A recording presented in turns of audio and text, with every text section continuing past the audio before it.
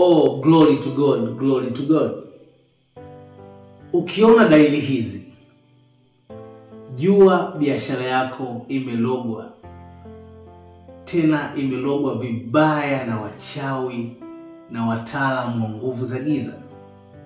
Mwisho mwa video hii nitakuelekeza maombi maalumu ya kuweza kuomba ili kuiokoa ama kuinusuru biashara iliyologwa. Ukiona ishara hizi ama ukiona dalili hizi, usipuuze. Biashara yako imelogwa. Dalili ya kwanza, ukiona ghafla umeanza kuwa mzito kwenda kazini. Yamkini ulifungua biashara ukawa unaenda kazini saa 12 tu ushafika ofisini, unaanza kufanya usafi, unapanga vitu, unafuta mavumbi. Ukiona umeanza kuwa mzito kuamka kwenda kazini, hii ni ishara kuwa biashara yako imelogwa. Usipuuze, sio kitu cha kawaida hichi. Ishara ya pili kuwa biashara yako imelogwa, ukianza kuchukia mazingira yako ya kazi.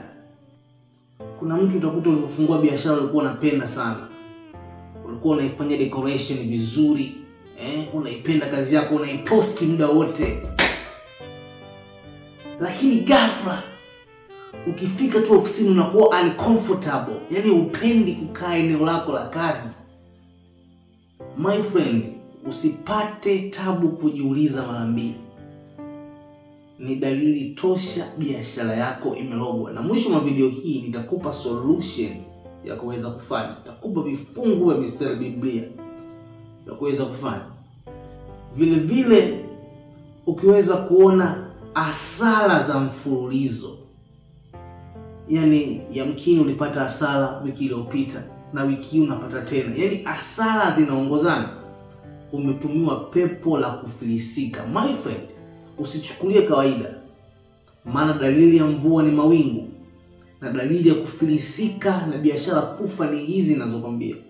Ukiona una lengo la kufanya biashara sio kupata hasara, lengo la kufanya biashara ni kupata faida. Lakini kama hasara inaweza kujitokeza, basi iwe mara moja. Ukiona hasara zinajitokeza frequently, nitafasiri kuwa biashara yako imelogwa. Dalili ya 4, ukiona magonjwa yanawaandama.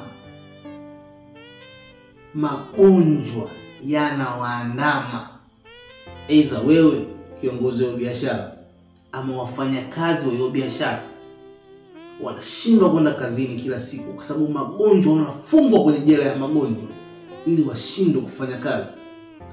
Jua biashara yako imelogwa na una jukumu la kuchukua hatua ili kuweza kuinusuru. Ukiona biashara yako inashindwa kulipa madeni ya mikopo mara kwa mara, yani watu wengi wanafanya biashara kwa kukopa.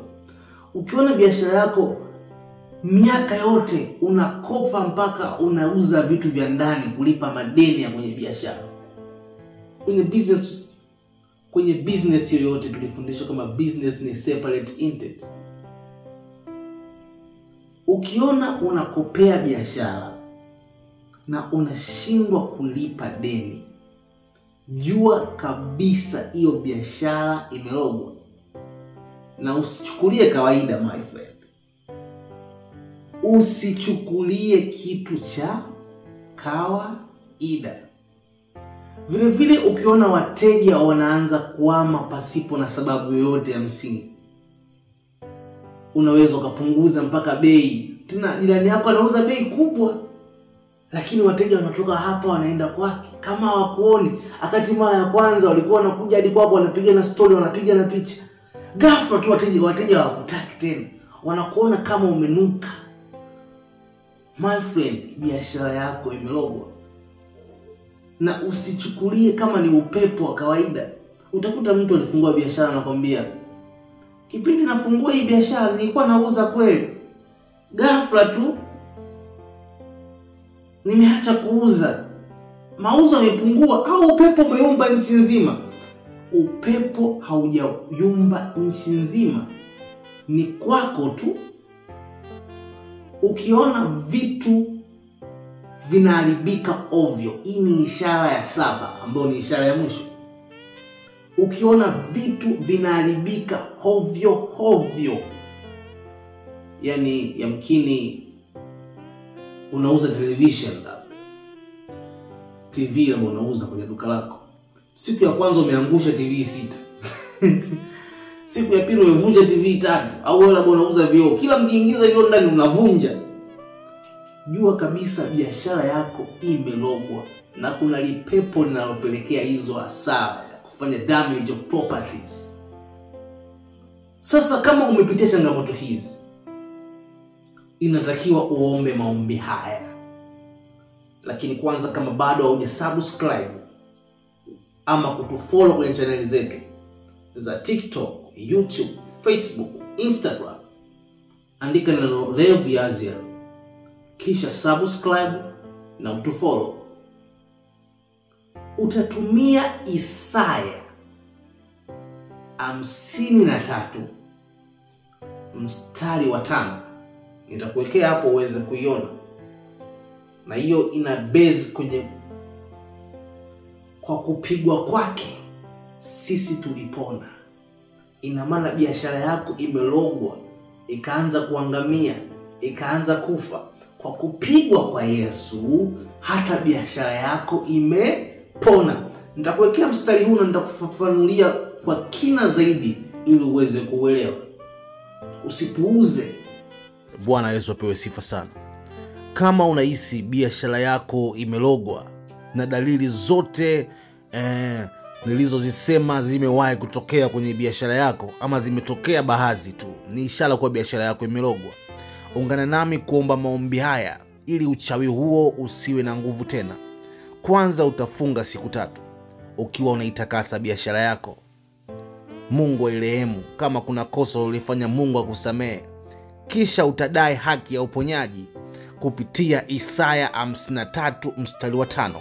Biblia inasema, basi alijeruhiwa kwa makosa yetu, alionewa kwa uovu wetu, adhabu ya amani yetu ilikuwa juu yake, na kwa kupigwa kwake sisi tumepona.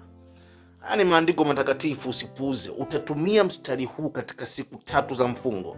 Kila siku asubuhi ukiamka, utaiombea biashara yako na utakuwa unatamka haya: kwa kupigwa kwa Yesu biashara yako imepona. Siku 3 mfululizo, na Mungu wa mbinguni atakubariki.